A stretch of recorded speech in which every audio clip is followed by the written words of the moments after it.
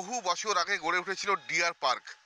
এই হরিণ উদ্যানে ছিল কৃষ্ণসার জাতের হরিণ, এবং এই কৃষ্ণসার হরিণ উদ্যানে প্রচুর মানুষ ভিড় জমাতেন। আমরা তো নিজেরাই ছোটোবেলায় ভিড় জমাতাম, আমাদের সঙ্গে এরকম দুর্গাপুর শহরের প্রচুর মানুষ তারা তাদের পরিবারদেরকে নিয়ে আসতেন এই হরিণ উদ্যানে হরিণ দেখতে।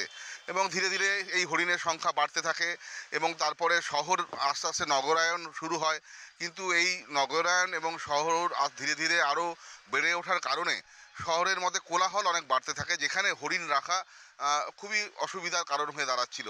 তাই সেই সময় বাম আমলে এই হরিণগুলোকে বাঁকুড়া জেলার একটি সংরক্ষিত বনে স্থানান্তরিত করা হয়। তারপর থেকে এই ডিয়ার পার্ক দীর্ঘদিন ধরে বন্ধ হয়ে পড়েছিল। বারবার আসানসোল দুর্গাপুর উন্নয়ন সংস্থা তারা চেষ্টা করছিল যে এটাকে নিয়ে নতুন কিছু চিন্তা ভাবনা করার। অবশেষে তারা এই চিলড্রেন্স পার্ক তৈরি করছেন। এই বন্ধ যে ডিয়ার পার্ক রয়েছে চিলড্রেন্স পার্ক তৈরি করছেন। এটা এডিডিএর খুব ভালো উদ্যোগ।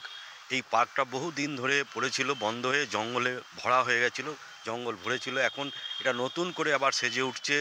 এখানকার ছোটো ছোটো যে ছেলেমেয়েরা রয়েছে তাদের এখানে তো কোনো পার্ক নেই এখন সেরকম, বাচ্চাদের একটা খেলার জায়গা সুন্দর পার্ক গড়ে উঠুক। তো এডিডির এটা আমি বলবো খুব ভালো উদ্যোগ।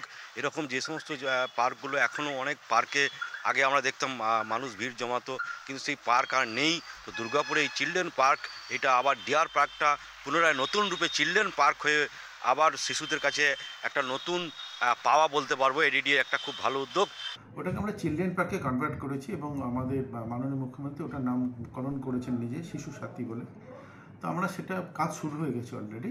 এটা আমরা আমাদের একজন এখানকার একজন ইন্ডাস্ট্রিয়ালিস্ট, তিনি তার সিএসআর প্রজেক্ট থেকে উনি ওটা ডেভেলপ করছেন, এবং আমরা আশা করছি আমরা আগামী কয়েক মাসের মধ্যে কাজটা বেসিক্যালি চালু করে দেবো আমরা। তারপর তো কাজ চলতে থাকবে। আমার শহর দুর্গাপুর থেকে সঞ্জীব সুই, কলকাতা টিভি।